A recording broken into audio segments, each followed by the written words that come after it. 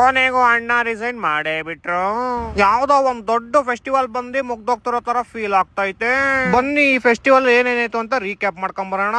ಪೊಲೀಸ್ಗಳ ಹವಾ ಹೆಂಗಿತ್ತು ಅಂದ್ರೆ ಚಿಕ್ಕ ಚಿಕ್ಕ ಮಕ್ಳು ಡಿಜೆ ಹಾಕೊಂಡ್ ಕುಣಿತಾ ಇದ್ರು. ಬೆಳಗ್ಗೆಯಿಂದ ರಾತ್ರಿವರೆಗೂ ಎಲ್ಲಾರನು ಓಡಿಸ್ತಾ ಇದ್ರು. ಯಾಕಂದ್ರೆ ಎಲ್ಲಾರು ಹೆಲ್ತಿಯಾಗಿ ಫಿಟ್ ಆಗಿರ್ಬೇಕು ಅಂತ. ಪ್ರೊಟೆಸ್ಟರ್ ಟೀಮ್ ಅಲ್ಲಿ ಯಾರು ಸ್ಟ್ರಾಂಗ್ ಆಗಿದ್ರೆ ಅವ್ರ ಕೈಗೆ ಒಂದ್ ಲಾಠಿ ಕೊಟ್ಬಿಟ್ಟು ಅವ್ರನ್ನ ಪೊಲೀಸ್ ಟೀಮ್ ಹಾಕೊಂಡ್ಬಿಡ್ತಿದ್ರು.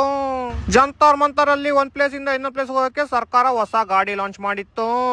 ಅಲ್ಲಿರೋ ಎಲ್ಲಾ ಸ್ಟೂಡೆಂಟ್ಸ್ಗೂ ಒಂದು ಸೊಳ್ಳೆನು ಕಚ್ಚಬಾರ್ದಂತ ಸರ್ಕಾರ 24 ಗಂಟೆ ಸ್ಮೋಕ್ ಆಗ್ತಾ ಇತ್ತು. ಪೊಲೀಸ್ ನಮ್ಮ ಮೇಲೆ ಎಷ್ಟು ಕರುಣೆ ಇತ್ತು ಅಂದ್ರೆ ಸ್ವಲ್ಪ ಹೆಚ್ಚು ಕಮ್ಮಿ ಆದ್ರೆ ಪೊಲೀಸ್ ಸ್ಟೇಷನ್ ತುಂಬ್ಕೊಂಡು ಹೋಯ್ತಾ ಇದ್ರು.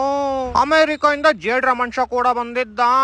ನಾವು ಭಾರತದವರು ಯಾವ್ದಕ್ಕೂ ಕಮ್ಮಿ ಇಲ್ಲ ಅಂತ ಪವರ್ ರೇಂಜರ್ಸ್ ಅವ್ರನ್ನ ಕರ್ಸಿದ್ವಿ. ನರ್ಸರಿ ಕ್ಲಾಸ್ ಬಾಲಕನ ಪೇಪರ್ ಮತ್ತು ಡೈಪರ್ ಎರಡು ಲೀಕ್ ಆಗ್ಬಿಟ್ಟಿತ್ತು.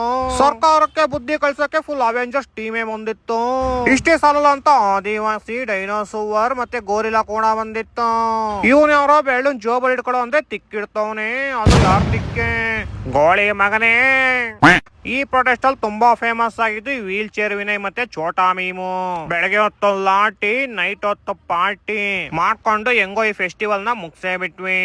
ಯಾರಾದ್ರೂ ನಂಗ್ ಬಂದ್ಬಿಟ್ಟು ನೀನ್ ಯಾವ ಪಾರ್ಟಿಗೆ ಸಪೋರ್ಟ್ ಮಾಡ್ತೀಯ ಅಂದ್ರೆ ನೈಟ್ 10 ಗಂಟೆ ಮೇಲೆ ಯಾವ ಪಾರ್ಟಿ ಇದ್ರು ಕರೀರಿ ಬಂದ್ಬಿಡ್ತೀನಿ.